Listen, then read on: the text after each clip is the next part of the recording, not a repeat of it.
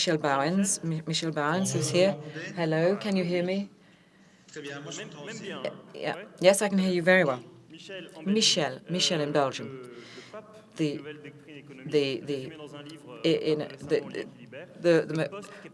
the post-capitalism. Can you tell us what is post-capitalism? This is the title of a recent book. Yes, the book written by Paul Mason is called modestly "Save the World." No, what's it all about? It's the emergence in the world of productive communities with more and more people who are connecting and are organizing themselves around a common creation of value. So thinking of shared design, thinking about agriculture, environmentally conscious farmers get together. Post-capitalism. What's post-capitalism about that? It's all to do about a set of values that are common. So it's not work creating commodities. It is contribution created by common resources.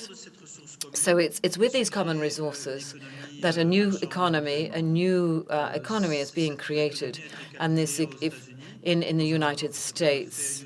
In the fair use economy, it actually represents 17 million workers and a large percentage of the country's income. So this is a post-capitalism aspect, and there are companies who are able to collaborate with these communities who will have to adapt, like IBM. When IBM got together with Linux, they were not able to impose their own hierarchical models on the Linux. They had to match up with the governance of the company in question. So we can see the effects of this, but capitalism is cunning and has already managed to get over this with greenwashing, with social washing, and one could say there could be collaborative washing. How does one do to separate the wheat from the chaff and get the best out of it? Do you think, for example, when you saw Nicola Ferrari, is this post-capitalism or is this cunning capitalism? It's pretty cunning capitalism. But there's no sharing in Airbnb. It is a commercial and sales thing. It's the idea of dynamism, of everybody connecting with another individual. In a common economy, there's something that's created collaboratively. Airbnb and Uber, they're in the category where there's no sharing. That doesn't mean to say they're not useful, because the fact of being able to mobilize and virtualize all these resources that weren't available before is a good thing. The problem is that, I would say, when you're extracting the value, when there's no reinvestment in the community, in the common community, that's the problem. And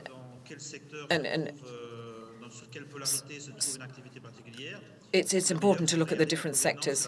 Look at the governance and who owns the goods. For example, look at Facebook. There is peer-to-peer connections, but there's nothing to be said about governance, about the design, nor the origin of the data. And extracting value is really for the value of the producers. And these are systems which are extractive. And I think it's important to look for market models which are generative.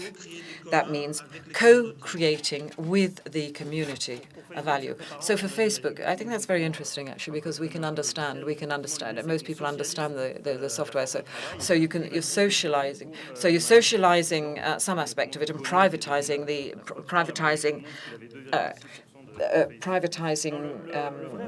profits. And Bono, this is how Bono got himself to be so rich, isn't it? Now, you described in your book that Wikipedia is a very interesting. This is a peer-to-peer exchange and millions of users. make it extremely effective, and many people use it. It can be Michel Bauwens when he writes a book. It can be students when they want to plagiarize a work. But apart from that it's an interesting tool, people don't live with it. I mean, the people who wrote the Larousse and Robert dictionaries didn't necessarily work in the same way. How can this remain sustainable for these collaborators? As I said, there's a sixth of the country's income which is actually involved in this in the USA. But if you take Linux or if you take agriculturist, farmers' economies, there are economies that is very significant. So first of all, you have a community. For those people who want to continue with this production amongst peers, what you've got to do is generate a way of being able to reproduce, being able to eat, or being able to pay one's rent. And these people, if they don't want to be involved in the extractive or dominant system, they've got to create their own cooperative system, be it social entrepreneurs or cooperatives or economies that are involved with solidarity. It's got to be markets that are more compatible with a common way of working. But it doesn't mean to say there's no economy, for example. Take a particular form of rental, Visio, for example, free for everybody. There's a very dynamic economy around this, and perhaps there are 400,000 people who live and creating applications for this product that's available. In the creation of economy, it's which economy goes best with communal values. And this is interesting for society because when you have a design in the market, you always have to plan its obsolescence in terms of its durability. It's very important to be in an open economy and to be able to deliver the model.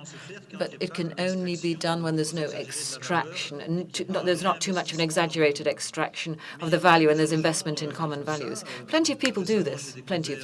For example, I've found out a new company, Inspiral, which is a sort of guild, if you want, of independent workers throughout the world, and it started in New Zealand. And it's gone to about 2,500 people mutualized. They've got a software called Mu, and they have democratic decisions, and they all just get involved with it. They've got another one called Co-Budget, which is reinvesting in their own activities in order to be able to grow the network. And there's a harmony between creation of common values and a coalition and an ethical partnership, which is in harmony with what they're producing communally. And this is an open business model which creates common values. So Airbnb and Uber, for example, they have a monopoly. What was originally an open network, so they're closing something actually. So So in fact, they're putting in their own algorithm into the whole thing and creating their own model. So there's no true connection between supply and demand. So these tend to be extractive models, which are trying to create a control and creating an artificial market, and somewhere along the line are trying to use common values for their own profit. So it's cunning. It's great for those people who need the money, sure, and want to increase their purchasing power. But I think there are better models and better ways of working and better ways of establishing this sort of thing. And I think there must be the cooperative platforms and cooperative data where we can produce the value. This is our data, our relationships. And it's not abnormal that this productive force and strength can be used in order that we can also profit from it. So I can see that we're going to run out of time. Last question, however. Let's imagine that this collaboration in whichever sector, okay, you talk about Uber for common value. What do you think is the priority in this post-capitalism? Is it going to be in farming, in energy, in health? I think there are models in all these areas, and let me give you a few examples. There's Buurtzorg in the Netherlands, where I think about over 10% of nurses have gone into this new system, and that maybe 12 people mutualize their work. There's no hierarchy, and there's a few thousand nurses who've got together, and they're working on training and certificates and accountancy, and they've created a mutual arrangements. And well, in Italy, in their solidarity cooperatives, they're called in Quebec, and these are multi-partnerships between patients, parents, medical staff, with a social objective in order to achieve a common goal and common values. So there's models in all areas, and I think even in terms of physical production, it's extremely important. The rule that we would like to apply is very interesting. That everything light is global. Everything is heavy is international. So this can be married. You can marry international interests for a particular area. For example, if you want to have a car and design a car, but you can also have micro fabrication. You can conceptualize the design of a car, which can be done locally. Two-thirds of production is involved in production. So with the environmentally challenged era that we live in, we've got to think about the ecology, and that we're going to see a lack of resources. We're going to have more and more people who are going to switch to these new models. So you're probably also aware that in Paris, there's at the end of the year, there's going to be the COP21.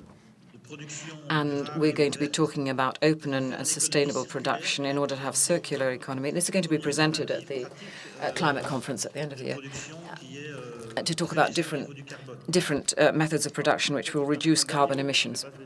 Okay, and a last question. Are you, as you say in your book, are you fairly optimistic? Let's take the Dutch example. You say there's no hierarchy in the Netherlands in this new model, and there's also the lolocracy, which is